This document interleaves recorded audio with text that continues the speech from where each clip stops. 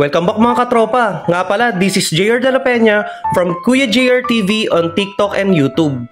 Natanggap na nga natin tong order natin from TikTok shop, itong Yaguan Black Shampoo. Ito yung mga instructions kung paano gamitin. Kailangan magsuot ng disposable gloves.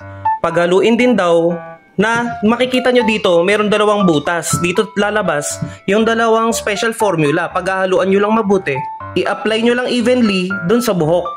I-rinse nyo lang thoroughly with water. Meron tayong nilagay na yellow basket link dito sa gilid. At dito nyo na lang i-order, napakamura talaga. Meron na nga rin tayong mga puti sa buhok at kahirap kapag i-apply mo pa yung nakasanayan natin na kumukulay pati dun sa balat, ano? Ito, shampoo lang siya. Kala mo ka lang nag-shampoo talaga. Iitim na kaagad yung buhok mo. Mix equal amounts of Agent 1 and Agent 2 evenly. Napaisip ako kasi isang bote lang. Nung pala, dito pala nakalagay yung dalawang formula.